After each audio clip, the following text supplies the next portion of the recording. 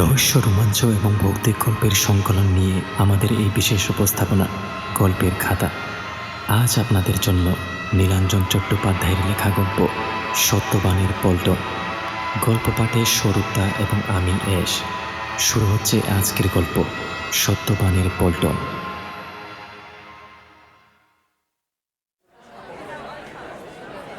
সত্যবান স্মৃতি উচ্চ মাধ্যমিক বিদ্যালয়ের প্রধান শিক্ষক এবং অন্যান্য সব শিক্ষক, এমনকি অশিক্ষক কর্মচারীরাও ঘেরাও হয়ে আছেন বিকেল 4টে থেকে। এখন সন্ধে 6টা বাজে।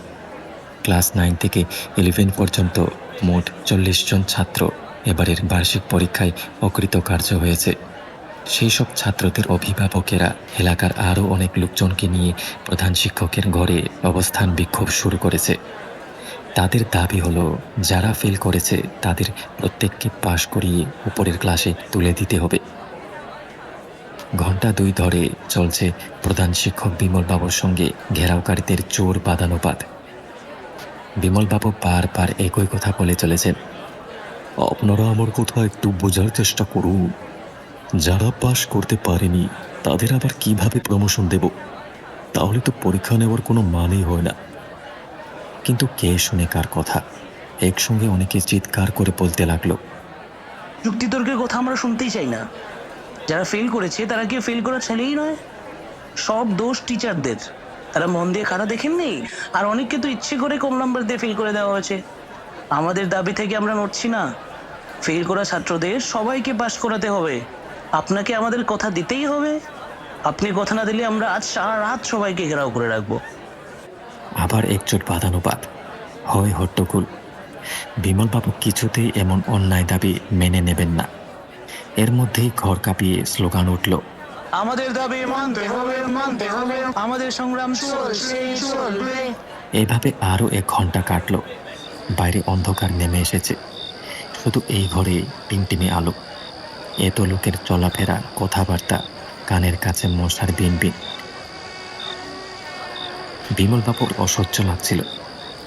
এসবের মাঝেও অসহায় বিমলবাবু ভাবছিলেন এই বিদ্যালয়ের প্রতিষ্ঠাতা সত্যবান চৌধুরীর কথা। অনেককাল আগে এখানকার জমিদার ছিলেন সত্যবান। স্বভাবে ছিলেন দাতাকর্ণ আর প্রজাদরদী। তিনি সম্পূর্ণ নিজের উদ্যমে আর অর্থে এই মাধ্যমিক বিদ্যালয় প্রতিষ্ঠা করেন 1920 সালে। পরে এটি উচ্চ মাধ্যমিক হয়। প্রায় 100 বছর হতে চলল বিদ্যালয়ের। সত্যবান দীর্ঘজীবী ছিলেন। যতদিন বেঁচে ছিলেন এই বিদ্যালয়ের সেক্রেটারি ছিলেন। 1981 সালে 90 বছর বয়সে তিনি দেহ রাখেন। আর বিমলবাবু 1980 সালে এই বিদ্যালয়ের বিজ্ঞানের শিক্ষকতার চাকরি পান। সুতরাং মৃত্যুর কিছু আগে সত্যবান চৌধুরীকে বিমলবাবু নিজের চোখে দেখেছেন। অত বয়স, তবু দীর্ঘদেহী মানুষটা লাঠিতে ভর দিয়ে সোজা হয়ে হাঁটার চেষ্টা করতেন। যখন শিক্ষকদের নিয়ে মিটিং হতো বলতেন, আমাদের এই শিক্ষা প্রতিষ্ঠান হল মন্দিরের মতো। এখানকার পরিবেশ যেন দূষিত না হয়। এখন দেশ জুড়ে নানা অনাচার আর দুর্নীতির কথা কানে আসে। আপনারা দেখবেন আমাদের এই প্রতিষ্ঠান যেন এসব থেকে মুক্ত থাকে। বিমলবাবুর মন কোনো অতীতে চলে গিয়েছিল। তার সম্বিত ফিরল যখন আবার সমস্বরে স্লোগান আর চিৎকার শুরু হলো। একজন লম্বা ও মোটা অভিভাবক বিমলবাবুর সামনে এসে টেবিল চাপড়ে বলল, আপনি আমাদের দাবি মানবেন কিনা? বিমলবাবু কিছু বলার আগে হঠাৎ ঘরের আলো নিভে গেল। বারান্দার আলোগুলো নিভে গেল। অনেকে চিৎকার করে উঠল, এ কি, আলো নিভিয়ে আমাদের আন্দোলন ভাঙা যাবে না, এসব এখানকার ষড়যন্ত্র। চারদিক নিকষ অন্ধকার। তার মধ্যে বিমলবাবুর মনে হলো ঘরের মধ্যে যেন গজকচ্ছপের যুদ্ধ লেগেছে। মারামারি লেগে গেছে অন্ধকারের মধ্যে। শুধু কানে আসছে, ঘেরাওকারীদের তাড়াতে পুলিশ এলো নাকি? কিন্তু বিমলবাবু তো পুলিশ ডাকেননি। বিমলবাবুর আরও মনে হলো যারা ঘেরাও করতে এসেছে তারাই বোধহয় মার খাচ্ছে। কারা মারছে তাদের কেউ কিছুই বুঝতে পারছে না। শুধু শোনা যাচ্ছে আর্তনাদ। ওরে বাবারে, মেরে ফেললো গো, আমার চুল উপড়ে নিচ্ছে। আমার কানকে কামড়ে দিল। ওগো আর মেরো না, বাবার এই পিঠ ভেঙে দিল রে। পালাও পালাও, আর আন্দোলন করতে হবে না। এখানে এখানকার হেডমাস্টার মন্ত্র জানেন, উনি ভূতের দল লেলিয়ে দিয়েছেন।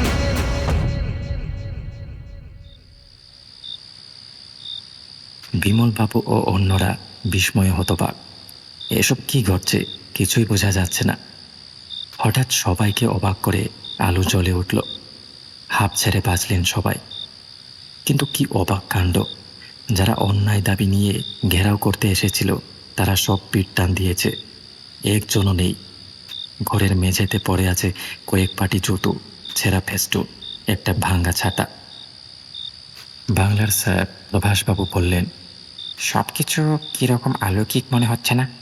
হঠাৎ আলো নিভে গেল, আর লোকগুলোকে কারা বেধড়ক মারতে শুরু করলো। যারা মারছিল তারাই বা গেল কোথায়? এসবের মানে কি?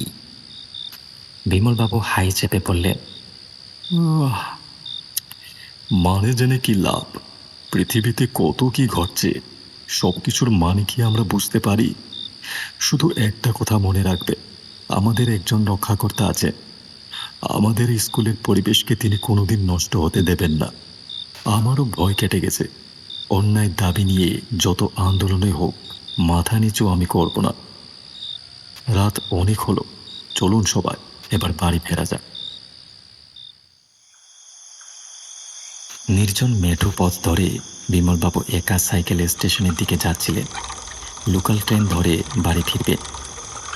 হঠাৎ যেন মাটি পড়ে এক আবছায়া মানুষের মূর্তির আবির্ভাব হলো। বিমলেন্দু দেখলেন দীর্ঘদেহী, বয়সের ভারে একটু নুয়ে পড়া সত্যবান চৌধুরীকে। ভয় না পেয়ে সামনের দিকে এগিয়ে গেলেন বিমলবাবু। নেমে পড়লেন সাইকেল থেকে। সত্যবানের মাথার পেছনে আলোর বলয়। সত্যবান বলছিলেন, তোমাদের আজ বড় কষ্টের দিন গেল না বিমল? কি অদ্ভুত আর হাস্যকর দাবি! ফেল করার ছেলেদের প্রমোশন দিতে হবে। বড় বাড়াবাড়ি করছিল লোকগুলো, ওদের তাড়াতেই তো আমার পল্টনকে পাঠিয়ে দিলাম। আজ খুব মার খেয়েছে লোকগুলো। আর তোমাদের জানাতে আসবে না। অন্যায়ের কাছে কোনোদিন মাথা নত করবে না বিমল। আমাদের হাতে গড়া শিক্ষা প্রতিষ্ঠানের অমর্যাদা হতে দেবে না। সবসময় মনে রাখবে, আমি তোমাদের পাশে আছি। মিলিয়ে গেলেন সত্যবান। বিমলবাবু জোর হাতে নমস্কার জানালেন তাকে। তারপর সাইকেলে উঠে পেডেলে চাপ দিলেন।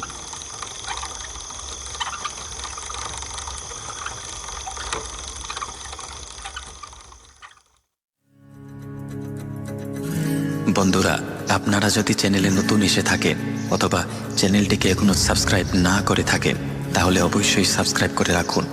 আর সাথে থাকা বেল আইকনকেও অন করে দিন, যাতে নতুন গল্পগুলো আপনারা মিস না করেন।